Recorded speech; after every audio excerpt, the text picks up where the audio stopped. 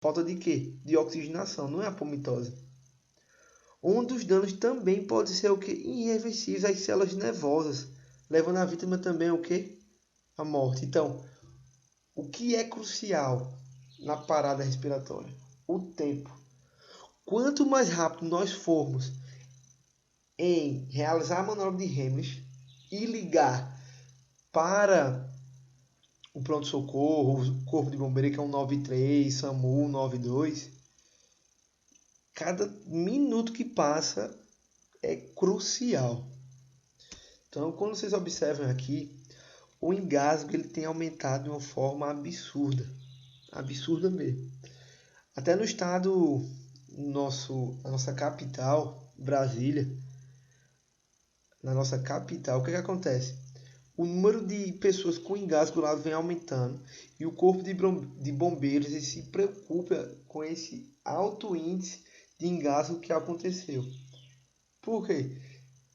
Muitas pessoas estão chegando a óbito. É claro que eu não estou dizendo que muitas pessoas estão morrendo por conta de engasgo, mas existe um elevado índice de comportamentos que estão levando a esse número de engasgo elevado.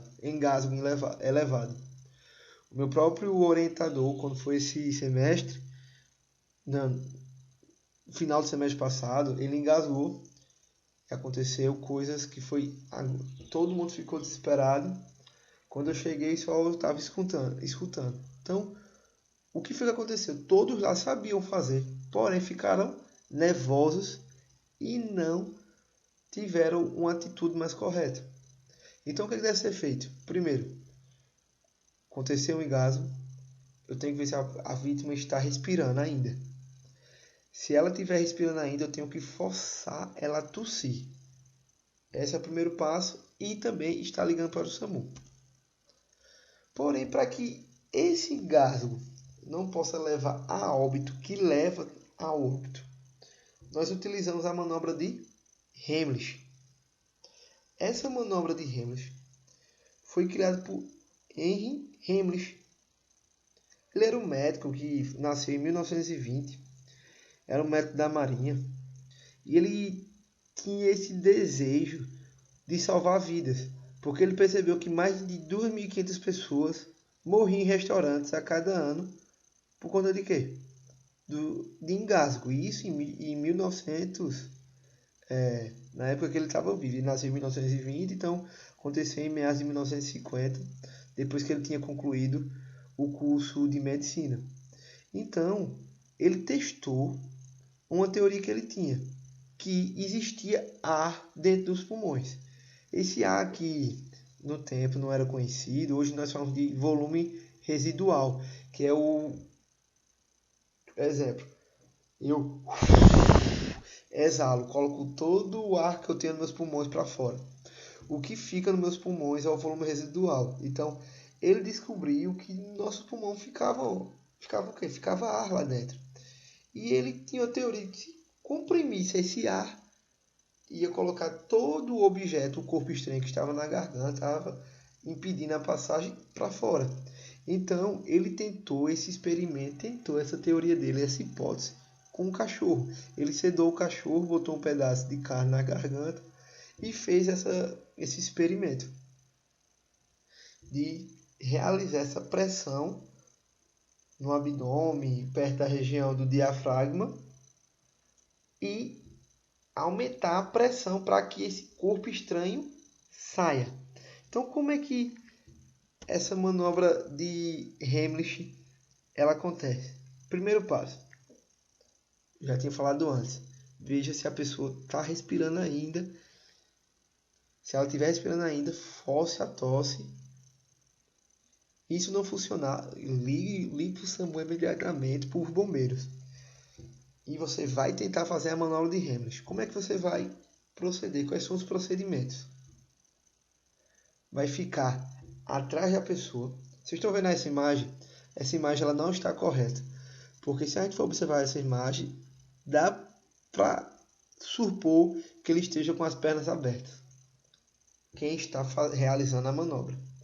O ideal é que fiquem as pernas anterior e posterior, uma perna no meio das pernas do paciente. O paciente vai ficar com a perna aberta.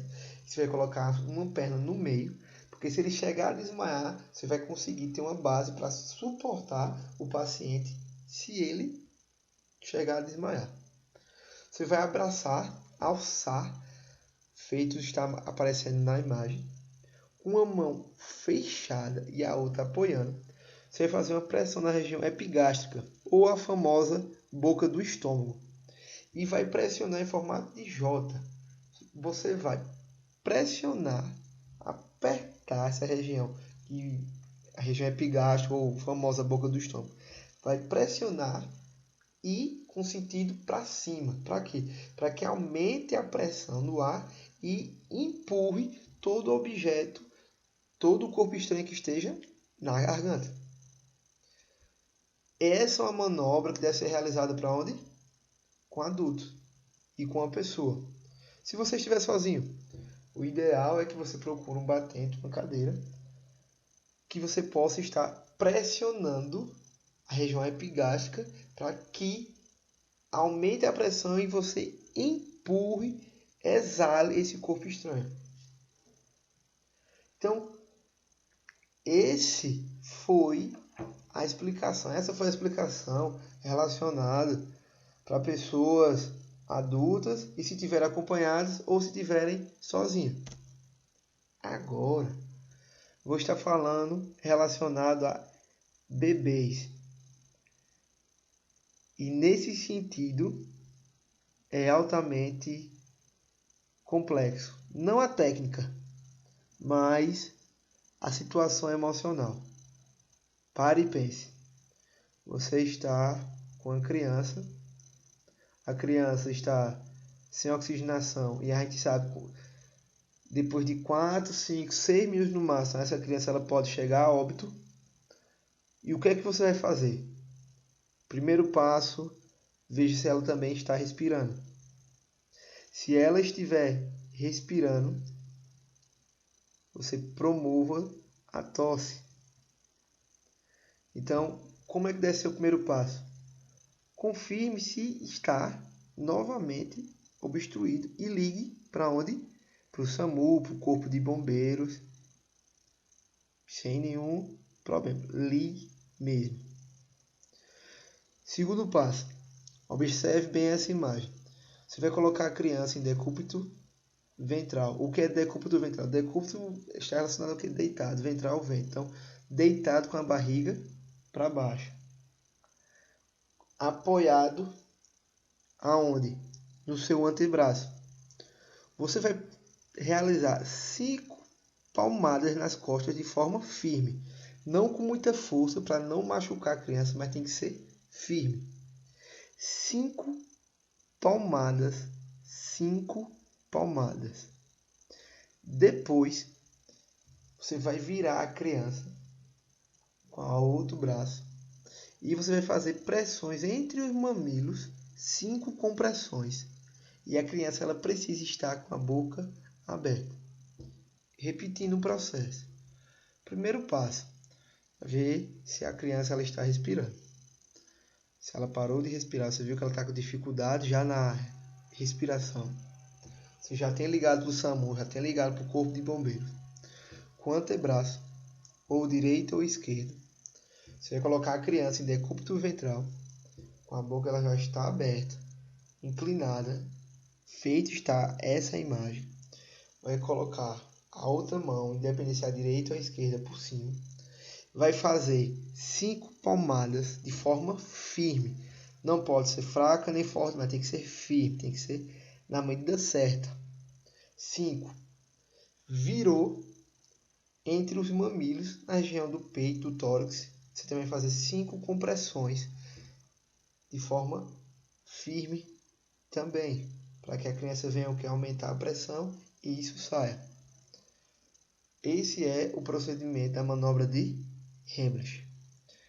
Então, pessoal, nós falamos hoje sobre sinais vitais, manobra de Heimlich. Vocês observam, primeiro como inicia, depois como finaliza. Obrigado, foi a aula de hoje. Porém, A aula não termina assim. Vocês terão 2 atividades para me entregar. Primeira atividade que vocês vão me entregar vai ser essa atividade aqui. O Word está abrindo. Vamos lá. Vocês vão precisar produzir um texto dissertativo respondendo os seguintes parâmetros. Qual o conceito de sinais vitais? Qual o conceito da manobra de Heimlich?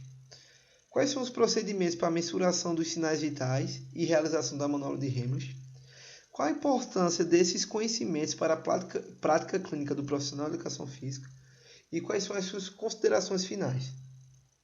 Qual é a quantidade de linhas que deve ter esse trabalho? De 25 a 30. Manuscrito na mão. Você vai tirar uma foto e vai botar no grupo do WhatsApp. Então, o que é procedimento? Exemplo, como é que mensura o pulso? Independente de qual for, se é o radial, se é o ulnar, se é o temporal.